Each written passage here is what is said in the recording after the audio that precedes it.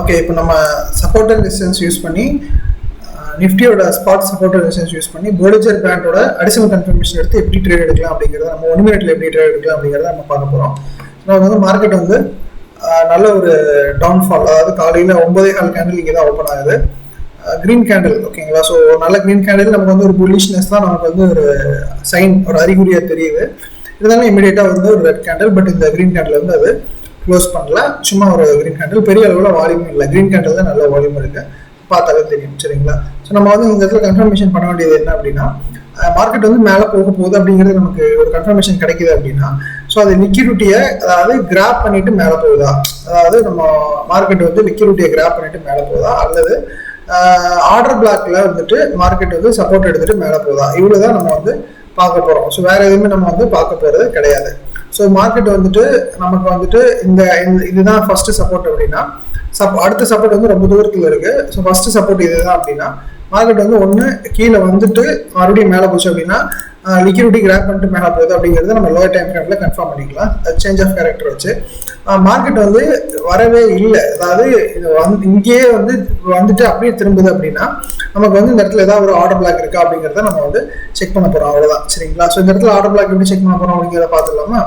So lower time ஃப்ரேம்ல பார்க்கலாம். So higher time ஃப்ரேம்ல பெருசாக ஆர்டர் பிளாக் இருந்த மாதிரி நமக்கு தெரியல. இதுதான் ஆர்டர் பிளாக்னா கூட நமக்கு வந்து பாயிண்ட்ஸ் ரொம்ப அதிகமாக இருக்கும்.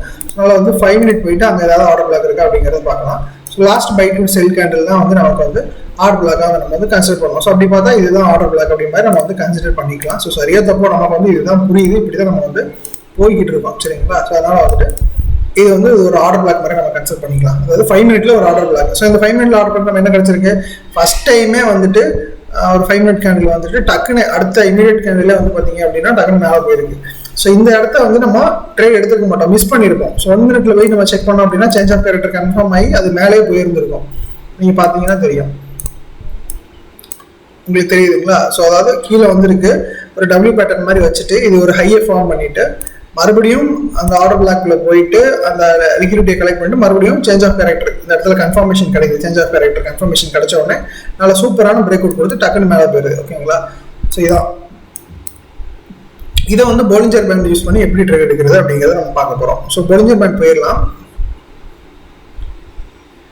இப்போ ஸ்ட்ரைக் ப்ரைஸ் என்ன, 22 இந்த இடத்துல வந்து பார்த்தீங்கன்னா 22,900, ஓகேங்களா. ஸோ நம்ம ஸ்ட்ரைக் ப்ரைஸ் வந்து அதுக்கேற்ற மாதிரி செலக்ட் பண்ணிக்கலாம். 22,050 சிஇ, நீங்கள் 22,000 ஐடிஎம் போனாலும் போகலாம். இது வந்து அட்டி மணி ஏடிஎம் கூட வச்சுக்கலாம், சரிங்களா. ஸோ மார்க்கெட் வந்து இந்த இடத்துல ஓப்பன் ஆயிருக்கு. இதுதான் வந்து 27ஆம் தேதி ஃபர்ஸ்ட் கேண்டிலோட ஓப்பன் நிஃப்டியில். ஓப்பன் ஆகும்போது சப்போர்ட் கீழே தான் வந்து சப்போர்ட்டை பிரேக் பண்ணி தான் ஓப்பன் ஆகுது. பட் போலிஞ்சர் பேண்ட் வந்து கீழே போயிட்டு இருக்கு.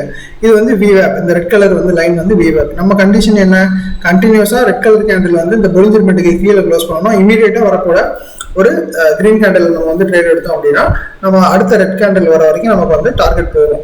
ஸோ அது அடுத்த ரெட் கேண்டில் வரும்போது நம்ம இமீடியட்டா நம்மளோட பொசிஷன் வந்து எக்ஸிட் பண்ணிடுவோம். இதுதான் நம்மளோட கணக்கு, இல்லைங்களா. ஸோ இந்த இடத்துல வந்து பார்த்தீங்கன்னா கண்டினியூஸாக வந்து ஒரு 4-5 கேண்டில் வந்து பார்த்தீங்கன்னா க்ளோஸ் வைக்குது போலிஞ்சர் பேண்ட் கீழே. ஸோ ஒரு கேண்டில் வந்து போலிஞ்சர் பேண்ட்டுக்கு மேலே போயிட்டு க்ளோஸ் வைக்குது, இமீடியட்டா ஒரு கேண்டில் கிரீன்ல வந்து வைக்குது. ஸோ இந்த இடத்துல நம்ம என்ட்ரி வந்து கன்ஃபர்மேஷன் கிடைக்குது. ஸோ நம்ம 9:21 நமக்கு இந்த இடத்துல நம்ம பார்த்தா தெரியும், அதாவது இதுதான் 9:21, ஓகேங்களா. ஸோ அந்த நம்ம ஸ்பாட் சார்ட்ல போயிட்டு 9:21 பார்க்கலாம்.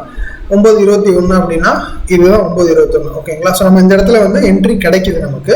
ஸோ இதை வந்து நம்ம போலிஞ்சர் பேண்ட்ல இன்னொரு தடவை கன்ஃபர்மேஷன் எடுத்து நம்ம பண்றோம், வேற ஒன்றுமே கிடையாது. போலிஞ்சர் பேண்ட்ல நமக்கு இந்த இடத்துல வந்து கன்ஃபர்மேஷன் கிடைக்குது. ஸோ 22க்கு நம்ம என்ட்ரி எடுத்தா கூட, ஸோ அவரேஜா 164 அப்படிங்கிற மாதிரி 164-165 எடுத்தா கூட நமக்கு வந்து இவ்வளவு தூரம், அதாவது அட்லீஸ்ட் வந்து ஒரு 180, அது 185 வரைக்கும் போயிருக்கு. பட் கீழே வரும்போது 179, 180 வந்து க்ளோஸ் ஆயிருக்கு. ஸோ இந்த இடத்துல நம்ம வந்து எக்ஸிட் பண்ணியிருப்போம்.